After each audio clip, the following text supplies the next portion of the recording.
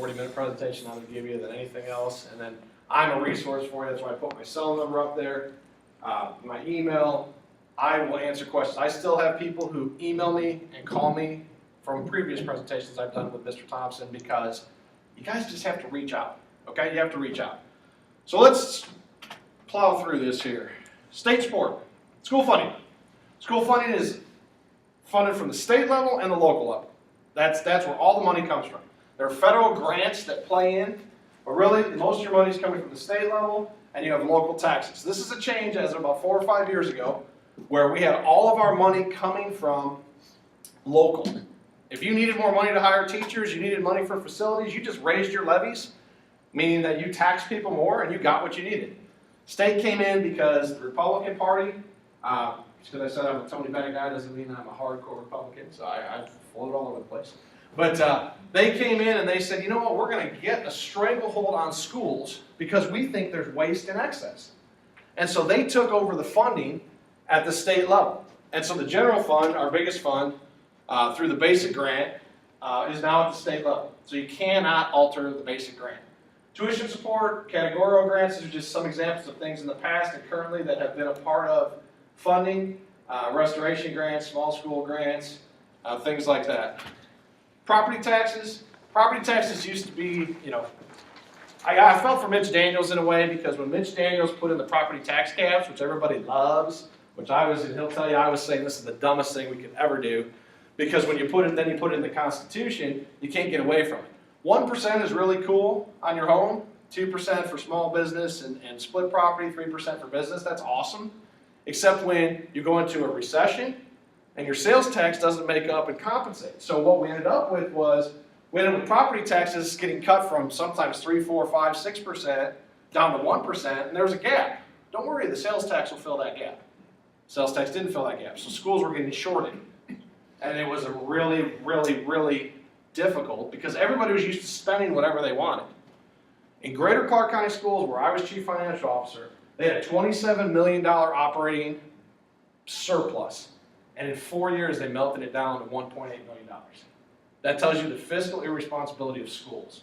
And so when the governor would get up there and blab about, I mean, he said a lot of things that people as educators didn't agree with. You know, when Terry voted for him the first time, and I, you know, to this day get a lot of mileage out of voting for Governor Daniels as the education governor. Look at him, he knows it. This is the times where he can't kick me out anymore. He used to throw me out of his office when I was his assistant principal. He used to like get angry with me, and you're getting the mild version of Terry Thompson. There are still copies of that roast I did on you when you were IASP president. There are copies of that, and it is one of the greatest videos. I watched it one day, and I was so proud of myself. It was great.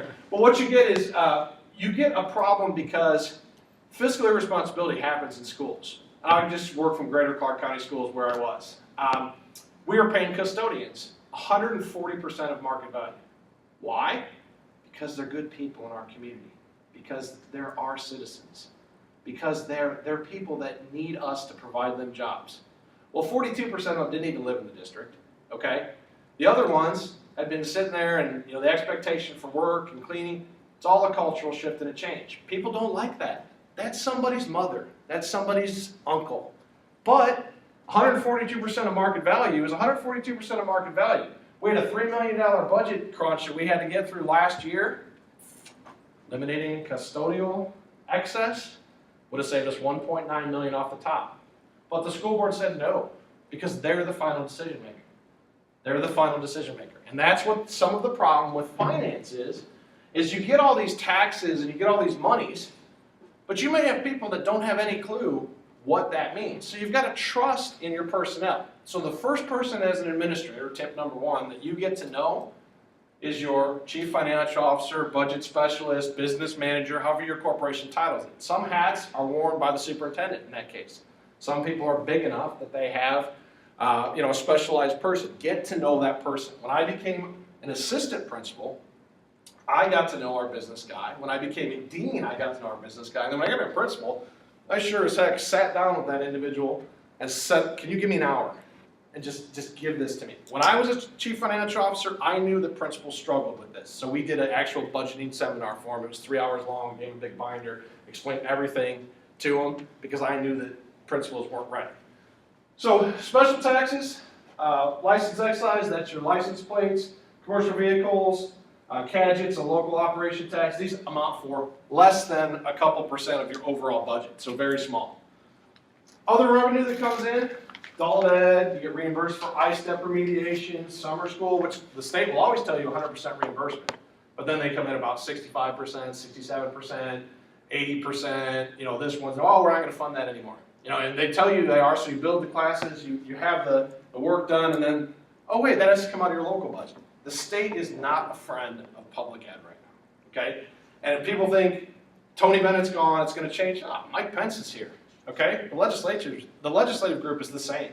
It's not going anywhere. Glenda Ritz can be Glenda Ritz all she wants, but it's not gonna matter because the decision-making body is still the same. So we have to know that coming in. Transfer tuition. This is why these counts and everything are so important when you do your ADM counts, because every kid, you get about $5,400 for every kid. When kids come in, a lot of school districts have basically gone to, yeah, we'll accept any kid because we need the money. You know, show us the money, show me the money, we need the cash. So transfer tuition, full day K, textbook reimbursements, these are always, the state pays you back.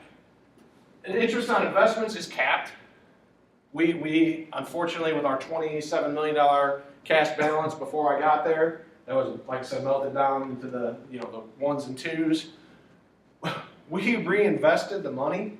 We were getting like, some have seen like 0.03% off of our money, and we reinvested it right before I got there, because the chief financial officer before me, who's still a buddy of mine, he got us at like 3.5%.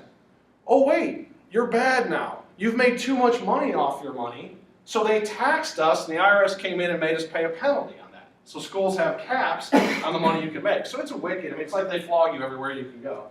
Refunds, summer school fees, like local revenue, so that's good. Tuition, funding formula, okay? The funding formula is still set up from like 1973. Where you were back then, with some modifiers, is where you are now. A lot of people still don't understand that. Hamlet Southeastern is still getting funded off a 1973 adjustment.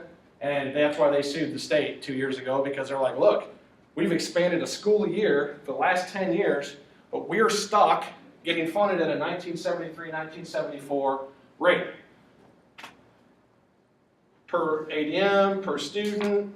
And this is why, let me go, Terry remembers this fight. I remember it at Whiteland when I was a principal. I remember it at Ben Davis. I see it now with Howard. Well, what do you mean that kid hasn't come? But he's on our roster. Let's just absorb his attendance and get bludgeoned on the attendance side, because we don't want him not to be at our school until September 17th, 18th, because we want to count him so we can get $5 grand for him.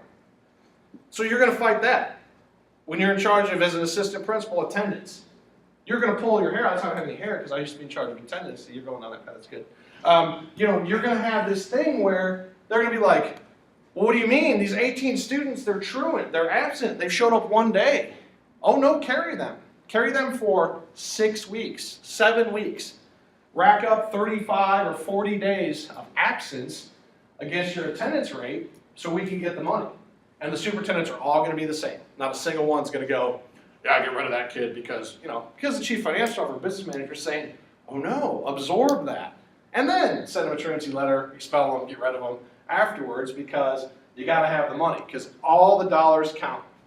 Special ed counts, huge. Special ed counts. I'll give you guys an example at a building level of what you need to do when you're working with special education. If you got a kid who's LD, so learning disabled, and you got a kid who's got an emotional handicap, his primary should be the emotional handicap because he gets funded higher than an LD. Because if you flip them, primary, secondary, you get less money from the state. So you got to watch those things. I mean, these are all wicked little tricks of the trade that you find out that are going on. Definitions and terms. Let's get into how we figure out what we're going to do as a budget. Assessed value, property taxes, property tax levies. I'll go through all that with you. Assessed value. This is how we figure out the worth of the corporation. Assessed value in Greater Clark was $4.2 billion. That's the government coming in, assessing your residential property, your commercial properties, and they come back and they tell you what your AV is going to be.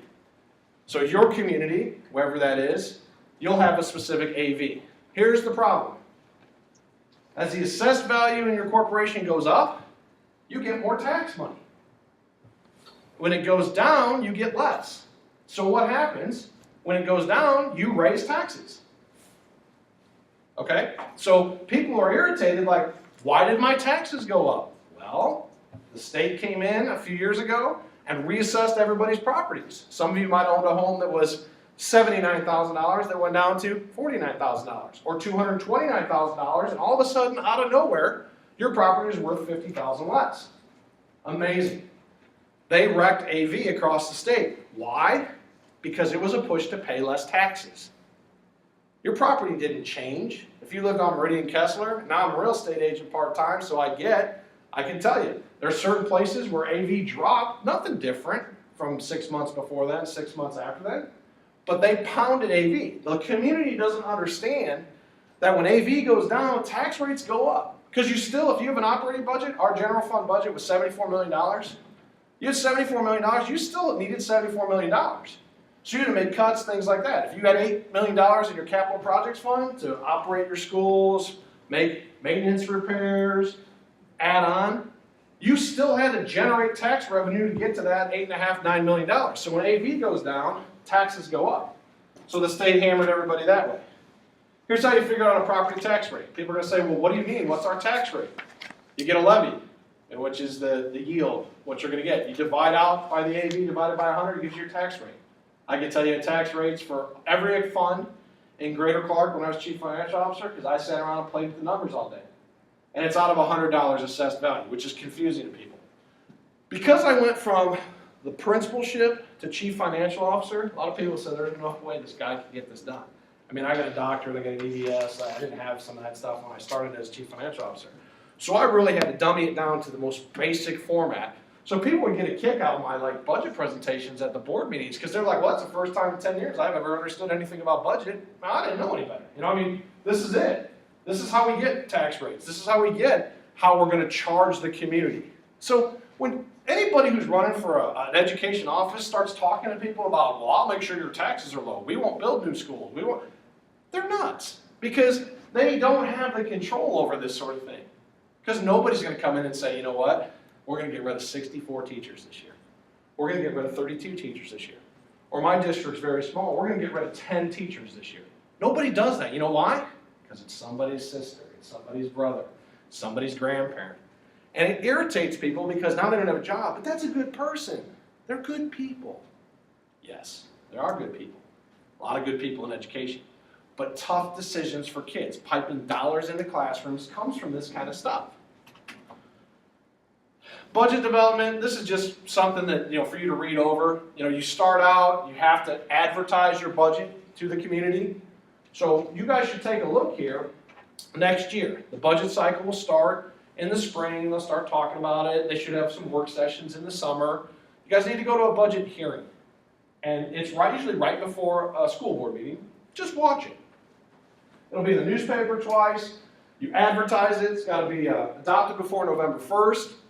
And you'll hear what they're saying. They'll show you the charts and the graphs. But it's the best way to get to know what happens.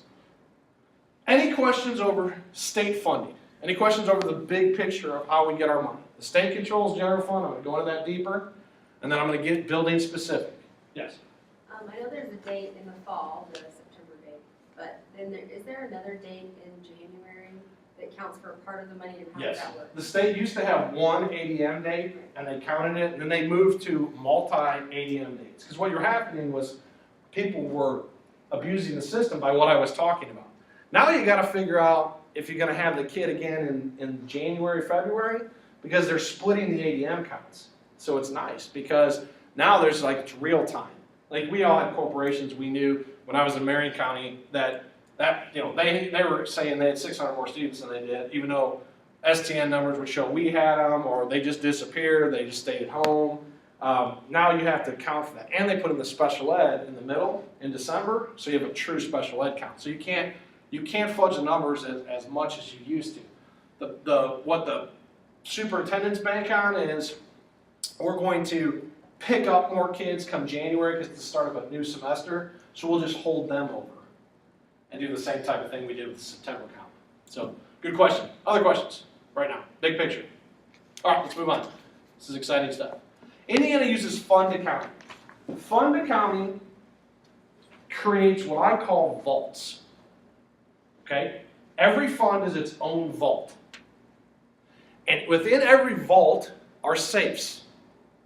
Those safes are your smaller accounts.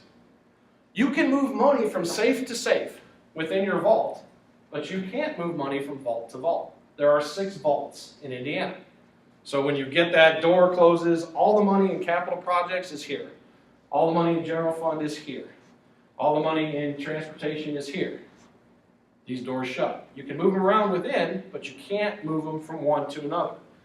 Unless you go through a really hard process that nobody likes, and we're not even going to really talk about it. So that's it. Many buckets, many safes. Here are the primary funds in Indiana.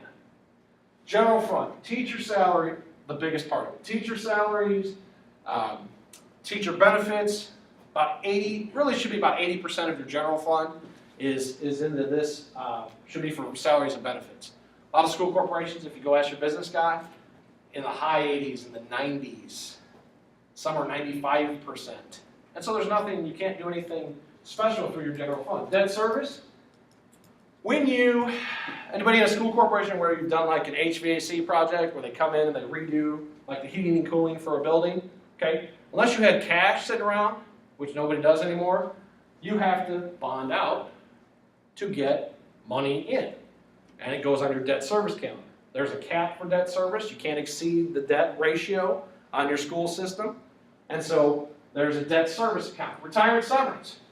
When people go away because they've been good servants to the school and they retire and they're on to bigger and better things and enjoying their life, you got to have a way to pay that retirement. So the state of Indiana allowed this to happen. These are the codes that the state uses to go with it. So retirement debt service. Capital projects. I want to build a new school. I want to improve my baseball field. I need to come in and fix a hole in the wall. Electrical's out in one wing of the building. Electricity, part of it can come out of there now. Snow removal, things like that. Paying maintenance workers. Paying technology. Buying technology. Capital projects. Transportation. Wicked, wicked beast transportation is. Okay, I'll tell you a Greater Park story because I love that place. We have transportation. We tried to outsource transportation. Would have saved us $1.1 million. 1.9, 1.1, 3 million, 3.3, 400,000 short, game over. Wasn't allowed to do it. You know why? Because this is the way school systems operate. We had contract drivers and we had school-based drivers. School-based drivers made $27,000 a year. Drive 5 hours a day anywhere we told them. Contract drivers, now I just told you about my school board down there. Guess who were the contract drivers? Sister Susie, Aunt May, Brother Gene. $42,000, worked 2 hours a day, drove under 100 miles. $14,000 a difference, and you think we could touch that? No. Now, I used to have a phrase, and I still do, you can't mess with the sacred cow. But Tom likes to say it makes the best hamburger. Okay? So sometimes you just eat that move, and you don't even care about it. But we weren't allowed to do that, so we're all somewhere else doing other things. Transportation fund. What was happening with bus replacement, this is where you get your new buses. The state of Indiana requires you to have a 20-year bus, it's 12-year, most people go out to 20 years, and they show you when buses are going to become obsolete. Because if your transportation is not safe, who's putting their, you have kids, or your brothers, sisters have kids, you're not putting your kid on a bus that's 18 years old, can't pass inspection. So bus transportation, the bus replacement fund, you just schedule in, we're going to buy this many of this type of bus, this many of this type of bus. Well, what people were doing, they were inflating bus replacement. And they'd say, yeah, we're going to get 10 more buses this year. They'd buy 2, because 2 needed to be replaced. They'd take the money that they had, and through rainy day, which I don't even put on here, because rainy day, according to the state of Indiana, doesn't exist. Rainy day is a general fund add-on. They would take the extra money from bus replacement, swing it to rainy day, drop it in the general fund, and they would add to the general fund. 8 buses, 12 buses. I saw one corporation did like 17 buses. The state got wind of that, and they shut it down. Now they set your bus replacement levy. They tell you how many buses you're going to get. So the state's got its hands that's all over the budget. Sometimes it's strangling it. It's never helping it. And you know, Mitch Daniels, love him, like him, hate him, whatever. I mean, anybody know the surplus in Indiana right now? Anybody? 1.8 billion. A 1.8 billion surplus. So we got a 1.8 billion surplus. He was trying to get it over 1.5, and then he had hopes of getting it to 2. We got 1.8 billion surplus, but how many of your corporations had to make cuts, pull back on things? We're talking about pay for play for athletics, charging people to ride buses. Franklin Township, my friend Wally Burke, who's now gone, Terry's friend Wally Burke too, he's a superintendent's executive director now. He retired from Franklin Township. They outsourced the busing, started charging people for buses. State told them they couldn't. Their lawyers said they could. That's still ongoing. It hasn't been solved yet. So these are all ways that people are tossing out ideas, and then you get board members that say things like this. Well, I think we should just put a sign on the side of the bus. We just charge people, and that's how we're going to make up $3 million. You're right, Billy Ray. That's what we're going to do, okay? That's the dumbest thing. So then you call the state, and the state's like, no, you can't do that. Well, here was the last one. We're going to charge people to use, we're going to make everybody use a credit card as a vendor. And then we're going to get a kickback from the credit card company. This is the genius of the place I like. We're going to get a kickback from the credit card company because everybody has to use this credit card, and we're going to get 1% of every transaction back. So I'm not there because I'm already gone. So somebody emails me, I'm like, do you think the companies are going to charge us an additional 1%? And they made a board presentation on this. There are a lot of people who have no common sense and have no intelligence that work in powerful positions within education. So you have to remember, no matter how smart you are, no matter how savvy you think you are, you're 4 votes away from being finished. And it's that simple. I mean, it's that simple. Because it is a wicked, wicked, wicked beast. So, that's your primary funds. Have those funds changed significantly? No. They eliminated, there used to be rainy day, and then there used to be, the preschool kindergarten fund was here, but they've eliminated that. They've now classified rainy day up there. So those have been the same for They've been there forever and ever. So people, I mean, this is what you do. General fund, largest funds, salaries, benefits, utilities, supplies, special education, vocational cooperatives, debt service, leases, obligations. Oh, here's one. You guys will like this. TIF districts. What's a TIF district, Tom? Anybody know what TIF district is? TIF districts. I'll use a Greater Clark County Schools, where T was. When I was principal, he was HR. I beat him there, by the way. He came in after. He didn't hire me. He wouldn't make the same mistake twice, I'm going to tell you that. So he's there, and I'll tell you what happened. We were Whiteland. But we had part of Franklin. We had part of Greenwood. And the kids came to our school. Town of Greenwood. Whiteland schools? We don't like them. They're not part of our community. So on 65, exit 95 is Whiteland. Then you have County Line Road going south out of Indianapolis and Southport Road. All those businesses on the side by County Line Road, those are all Whiteland businesses. But they're controlled by the town of Greenwood. So the town of Greenwood said, oh, we'll tax defer you for 20 years. Come on, build here. Bring the jobs to Greenwood.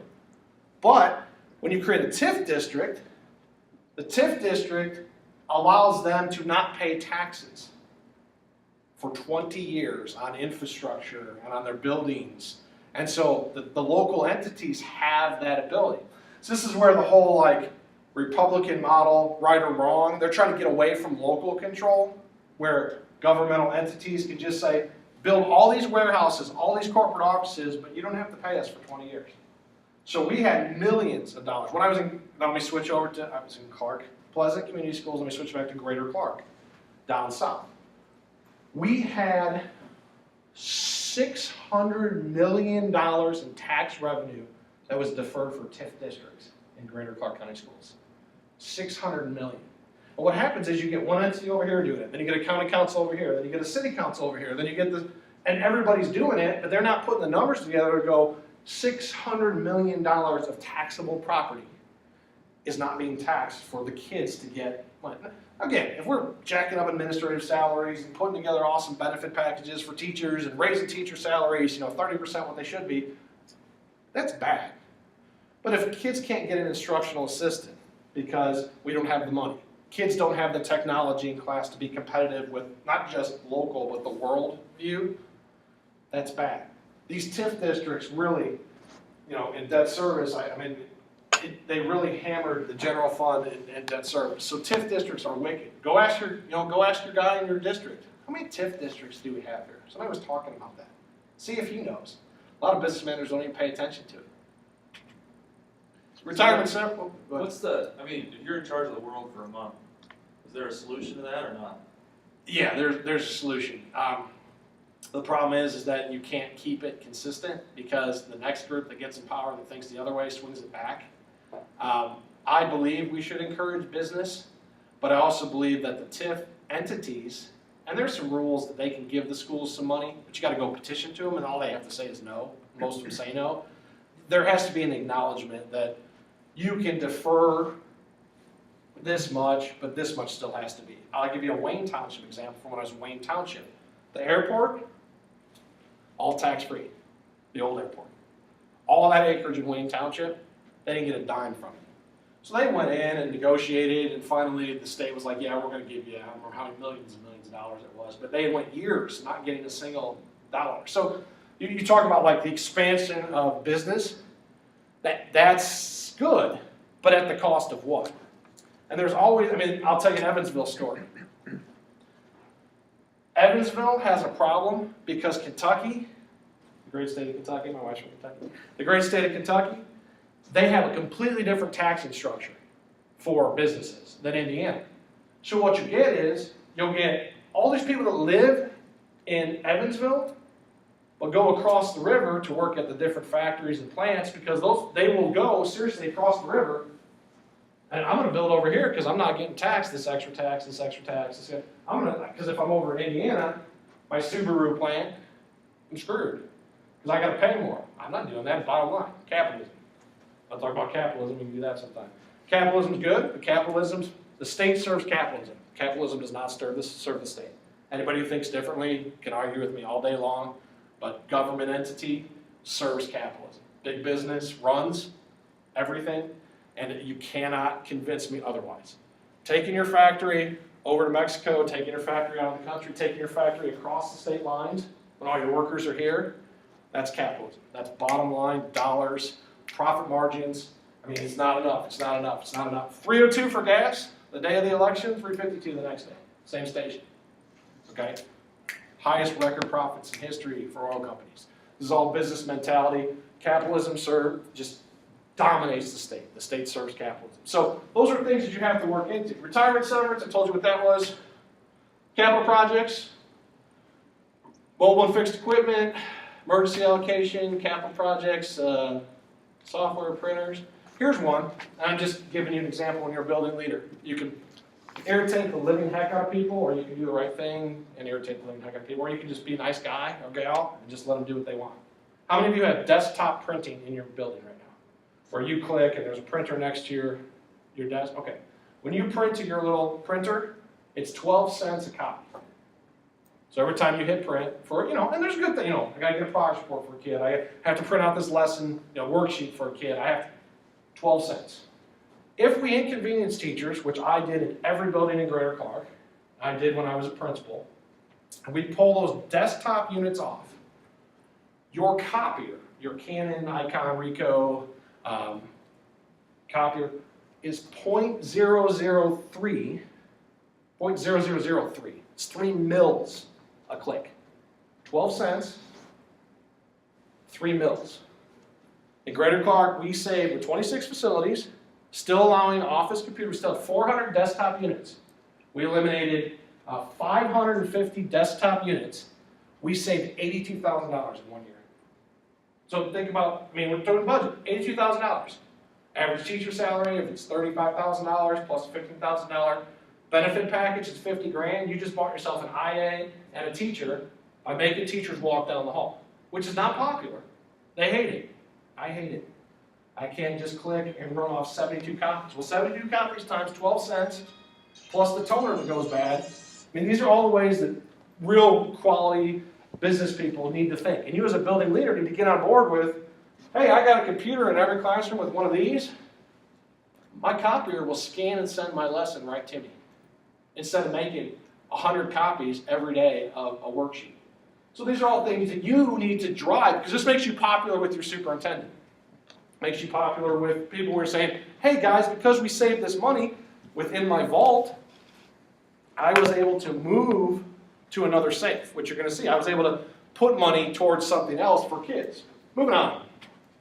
Okay, Tom. Yeah. Because one of the things you may get right away as a building level administrator is your superintendent may say, we got to make $1 million in cuts. Your responsibility is cutting your building $500,000. So those examples are really important for you to keep back in your mind. Now, you know, when you speak to a class, it sounds like everything's about you, but you're trying to give people the experiences you've had. And there's other people that did things better than I did, still do, you know. But Mr. T will tell you, when I was a principal in Whiteland, my school at 1,700 kids was 2 times the next biggest school. Middle school had 900 maybe, 800. Barely. The elementaries were like 400, 450. So you're talking about like 4 times the size of an elementary, give or take, 3 times the size of, you know, middle school or intermediate. So where are they going to come and get the money from? Hey, Tom, you got the biggest pot of money. Where are you going to give us?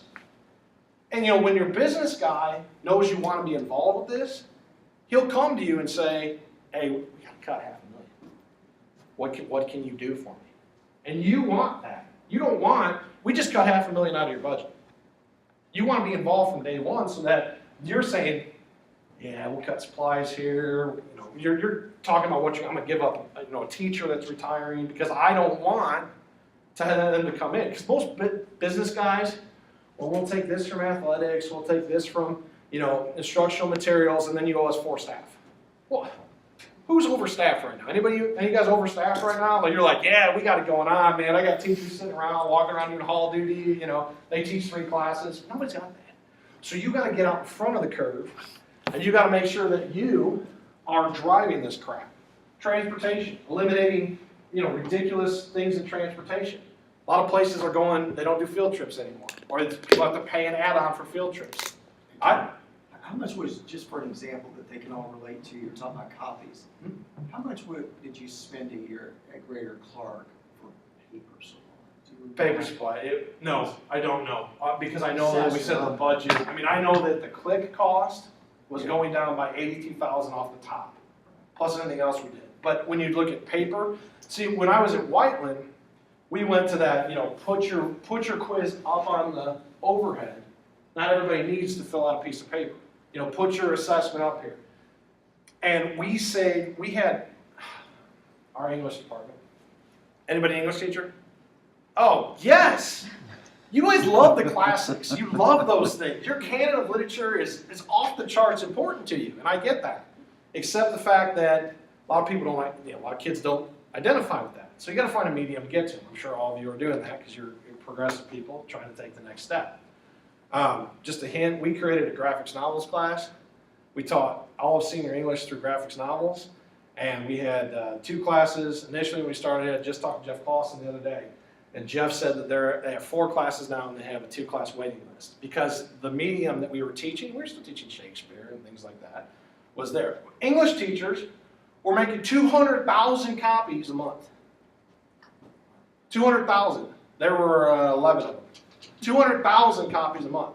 So because I like to play games with my staff, because numbers don't lie, I started tracking by code numbers who was printing what. And in my faculty meetings, they would know that it was coming, but in our, what we call our administrative council, which are our department chairs, I'd walk in and I'd go, and here's the copy numbers for the month, and I wouldn't say anything else. And the English department every month was like 200, 225,000 copies. Math was next, and they started to puke after a while, because they're like, this is wrong. I'm like, okay, who'd you give your code to?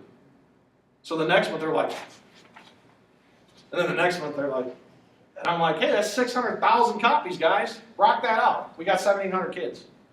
So the point is there's ways to save money, there's ways to take that, and I pick on the English teachers, and no offense there, but it was just an example of English. If it was math, somebody else would have got that comment. But there's ways for you as a building leader to dive in. And your budget guy loves to hear, hey, we're 30% under, but you tell them up front, I'm gonna be fiscally responsible, but don't punish me when Joe Blow over in the other building is running up charges and doing everything. Let me keep my money, let me work it for kids. And most of them will, I mean, the guys I've worked with have been like, Tom, you go get it. And if you keep it, you use it for whatever you need to. So that's big. Bus replacement, we talked about that. Funds, this part here gives you the public accounting manuals, the school administrator. DLGF is the big heavy for government and local finance. They're the big heavy there for you, okay? So they're the ones that come in, do your audits, take care of business, things like that. This is what an account looks like. You guys at the beginning of your principalships, assistant principalships, if you deal with budget, are going to get a big beastly paper that's stapled together, and it's going to have all these numbers on it, like general fund 001. This is going to be a sub account, building account. It's going to drill all the way down. So those are the vaults. This is the vault. This is the safe. You can move the monies around within those vaults to different safes, and I'm going to show you how that's done. Fund, program, object, cost center. Fund, general fund, program. That's an elementary account. Object code 110 is a salary, and the cost center would be there. Cost center is your school code, each individual school code. So you're going to get this whole printout of stuff. And there's about 6 or 7 you need to pay attention to. Salary's out of your hands, don't even worry about it. You're going to need to pay attention to, I think I got it in line. You're going to need to pay attention to capital projects, your loose equipment funds, things like that. You need to know that. You need to know your utility costs. Because gosh darn it, when people leave stuff on, you rack up major utility bills. If you overspend your utilities, they're going to pull it from somewhere else. So people, shut your lights off. If you don't have the modern classrooms where you walk in, and don't open the windows. When I became chief financial officer, like I said, I ran our 26 buildings, the entire facility department answered to me. I'm hot. They open the window, throws off the whole wing's HVAC system. It's that sensitive. So you'll run a massive bill trying to cool other parts or trying to heat other parts because somebody opens their window. If you don't shut off the lights, big deals. If your people in facilities aren't swapping out your lights, doing energy efficient programs, you guys are way behind the curve, which I'm sure all your districts are doing that, but this stuff's ridiculous. But everybody's different. Tiffy's cold all the time, I'm hot, okay? Our house, we set a thermometer. If we kept going up and down, up and down, up and down, up and down, it doesn't work. Give your people a 2-degree variance in their classrooms, go from there. Then also, when you're a principal, go buy for $25, it's a heat gun. Looks like a little, not that I've ever been stopped by a police officer, but have you ever seen the radar guns? You walk around, you walk in a classroom, you laser 2 corners of the room, shows you the temperature, you show it to the teacher shuts up. It's too cold in here. Boom, boom. Says 71 degrees. Oh, so then you need to bring a sweater. It's too hot in here. Boom, boom. Yes, it is. It's 79 degrees in here. Something's wrong with the HVAC. And so you've got to start doing that as a building principal too. You've got to be involved in those things. Any questions on the major funds? Those are the big ones, and that's where all your money comes from. And you can read through. I'm not going to insult your intelligence. You guys are grad students. You can read. You're experienced people. I hate when people read word for word on every slide because it's like, I know I'm stupid, but how dumb do you think I am? That kind of thing. So questions? Bottom line, there's 6. 6 major funds. 6 major funds. What 6 you vaults. consider vaults. And within those vaults, Can't move from vault to vault. can't move from vault to vault. And within those vaults, you have your safes. And I'm going to explain to you how the safes work right now. Okay? Who creates the safes? The safes are created by the school district. They can have a bazillion different, and that manual, the link to the manual, if you click on that, it will show you all the accounts that are acceptable by State Board of Accounts. So there's an acceptable. Yeah, you can't do like Terry Thompson's liquor fund. You can't do that, stuff like that. I mean, you can't really pay anything. Terry has a drink, so it's kind of funny. But you can't do it gives you a roadmap for what's acceptable and what's not acceptable. You just can't create anything. The biggest thing, the hardest thing, and those of you that are working in administrative roles right now, and those of you that are teaching, hoping to get administrative roles, you wonder why there's not a lot of appreciation for what you do, from lunches and gifts, and sometimes that happens. There's no mechanism in the state of Indiana to provide that stuff for teachers. You can do it through like a Coke contract, but then you'll get like a budget Nazi, like we used to deal with, who'd be like, well, you can't put that, how dare you buy teachers pizza for lunch? Oh, how dare my teachers to work with kids that are very needy, every day with a great heart and a great attitude. My bad, But they won't let you buy things for people. It's got to be student-based. You'll hear that from your ECAs all the time. Your extracurricular accounts are the ones that, have your funds for student activities and things like that. It's pretty wide open if you can bring a receipt and justify how it served all kids. But otherwise, State Board of Accounts crawls all over that stuff. Things like this. We would like the 7th grade, this is one I got, the 7th grade March 31st track meet tickets and receipts brought to our office for your audit. So if you're an elementary person or a middle school person, you've got to have every ticket accounted for and the receipt total bagged up, so when they come in to audit, you have to hand them that stuff. That's how ridiculous State Board of Accounts gets. Don't worry about people, doing stuff, like I said, like giving their uncle a $250,000 contract because he's their uncle. Don't worry about that kind of stuff. Let's worry about, do you have enough tickets to match the gate receipt for our track meet on March 31st? It's that level of scrutiny that happens. But your ECAs, like we had big Coke contracts, that's all gone away too. Like we used to get like 40 grand up front for Coke, and I remember when I came Mr. T's assistant, he told me two things. He said, you do everything I say the way I say or I'll fire you. And then the other thing was, he said, here's your budget, go spend as much money on kids as you can. And I said, well, how much do I have? He said, just spend it until I tell you to stop. And so because we had 40 grand in cash. So pizza parties and, rewards for all kind of incentive programs. And that's part of what they brought me in and how to work on was discipline frameworks. And then student culture. So student incentive programs, I've got a pretty decent rep about student incentive programs. Got a bunch of programs that involve all kids. So if anybody's interested in those, just email me and I'll be happy to send you that. But ECA, ECA is not what it used to be. It used to be you could move some things around, do some things for teachers, kids. They've shut it all down. Like co-contracts now are less than 5% of the money can be used on staff. And then you have to justify how it impacts kids. Like I said, you can't just buy everybody a shirt. It's ridiculous. So that's what it is. Moving forward, basic terms. These are the 6 things that we're going to learn about, and this will wrap everything into a nice little bow and tell you exactly how your budget's going to work at the building level. Appropriation. To spend money, you must be authorized to spend the money. Okay? That is an appropriation. When the budget is passed by your school board and approved by the state of Indiana, and let me just say this. Your budget's due to the state. It has to be validated by November 1st. It's due within 3 weeks to the state. They don't tell you if they've approved it until February, second week of February. So, if you're on a calendar year budget, which a lot of schools are, you roll into January and February spending money that you're not sure you actually have. And the state won't rectify it. Trust me, I've used every connection I have to say, we turn it in November, can't you turn it around by December? Because if the state comes in and they'll say, capital projects, $1.7 million less than that. How do they come up with that? I don't know. They're pretty smart because they don't know what you need, but depends on who you piss off too.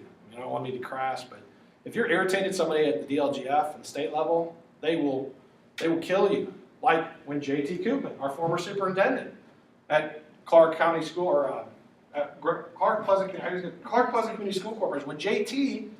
ran around talking about the governor, all angry about the governor. Governor sucks, governor this, governor that. My God, the next 2 building projects we did, denied.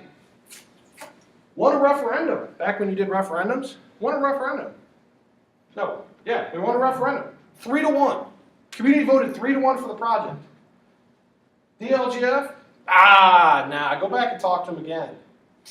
Cut off another $2 million off that project. Cut off another $7 million off of this part of the project. We won. They will crawl all over you. Now, our attorneys pushed back and said, look, Give us a break. We know this is political. Give us a break. But it's whoever you irritate. And if you've irritated people, you got problems. So DLGF is all controlling. But the appropriation is your authorization to spend. You have to have an appropriation. You cannot spend more money in utilities than you've been appropriated for. That's why shutting off lights is important. That's why regulating temperatures is important. If you spend more money, there's a bad thing that I'm going to show you that happens. That's why all the budget guys go all crazy about this stuff. You are told by the local school board, we approve this budget. The DLGF, by February, tells you this is your budget. And then you go into scramble mode and figure out what you're going to cut. You have to have the public hearings. You can't reduce it by this local school board. The school board can't come back in, and there is a process. It's a hard process because getting board members to understand we need to reduce this appropriation, I've never seen it done. It's appropriated by fund and then account. So your general fund for salaries is approved at this level, and it's appropriated. You are given the permission to spend it. Like, let's do this. This is a bad example because this never happens in our relationship, truly. I think we need a 60-inch plasma screen TV. I'm going to go buy it. I think I'm going to buy a 60-inch plasma screen TV. I'm not. Was I appropriated to buy that 60-inch plasma screen TV? No. If I go do it, there's a consequence. We need to be your living room. Right. My DLGF. Right. DLGF. Tiffy, you know, she's Eastern Kentucky. I don't mess with her. She's, you know, cold country. You got to leave her alone. You, like if your child, better example because my wife was here and did that. And what I usually use with people is your kid comes in and says, I want a PlayStation 3. Okay. You can have the PlayStation 3. And what we're going to get to is, do you have a cash balance available to get it? Because we've appropriated the money for you, but you got to have the cash to match the appropriation. So you're going to see that next. You must have cash to make your transactions happen. There is no fictitious accounting in Indiana. You cannot rob from Peter to pay Paul. You have to have an appropriation and cash to match the appropriation. If you don't have that, you can't get it done. So this is why. Here's the increased appropriations. Here's insurance settlements, federal grants, stuff like that. And that's all for me. I do this for CFOs too. Malfeasance in office. This is the one that chief financial officers and superintendents go to jail if you misappropriate funds, okay? And this is why if you overextend, you have to report to DLGF, you have to go to the school board and go through this whole process of changing to make it legal. Because if you expend more money in your capital projects, you buy computers, or technology pieces, or tablets for kids, and you go over by $7,000, oh, I didn't. That's why there's checks and balances. You have someone you send the form to, they double check, they send it to the next level, the school board approves it, it's all these layers of checks. If you go over, malfeasance in office is jail time. And that's why CFOs, business managers, superintendents take the budget seriously. I think you were in the meeting one time, JT one time was like, well, we'll just spend the money. Well, you can't spend the money. Genius. They become a superintendent. Then encumbrance is an obligation to make. Tom, just so you know. Is JT's Covenant here? No, but No, he was our first JT instructor. was supposed to do their finance. Oh, shit. Good luck. An encumbrance is an obligation to make payment or expand money based upon. You guys know exactly what I'm talking about. Did he ever show up for class? I can keep going. Go. An encumbrance is an obligation to make payment or expend money. This is where you encumber money. You have an appropriation for, let's just say, $100,000 in a category. You encumber the money to pay somebody for the product. We order laptops for our teachers. It cost us $32,000.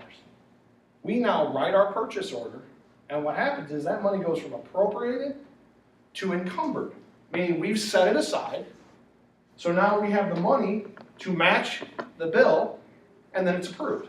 Then when the product comes in, schools always pay when the product comes in, that check gets released back to the company we bought it from. This is how your process will work. It's an obligation to pay the debt. If you don't encumber money, you don't follow the process order, State Board of Accounts goes nuts, your business manager will go nuts. And this is your safeguard to not overspend. So when you get your charts, because most systems use a similar system, they'll show you your balance and your encumbered balance.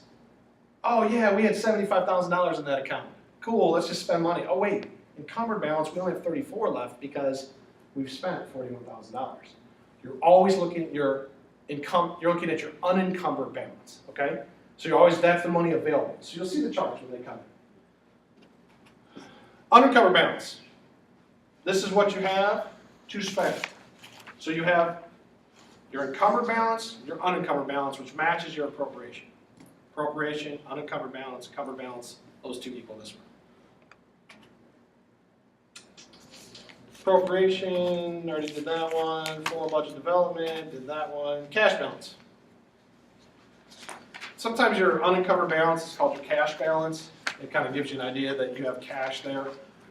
It's just a term that can be thrown around. This cash balance is used mostly for the bigger budgets than your lower budgets, but that's that. Operating balance. Operating balances for school corporations are just how much money is available for you to do what you need. A lot of school districts run tight operating balances. It's where you'll see a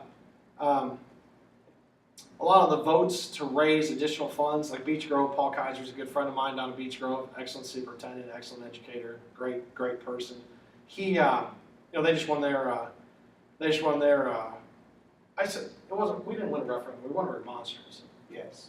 Referendum is the current voting system. I knew I was crossing that over. We want a remonstrance, which is the actual go out and vote on the one topic. The referendums are the local votes to increase this. Paul won a referendum for $3 million over the next 6 years so that they could make their operating balance happen. You've got to have a positive operating balance. Let's see, budget management. Okay, so you've got your vaults, and then you've got your safes. And you've got your unencumbered balances in safes. Well, you know what? That unencumbered balance is cash in that safe. So I'm going to take it from, this is our vault now, we're in one vault. I'm going to take it from this safe over here because I really want to buy tablets for kids, but we're out of money.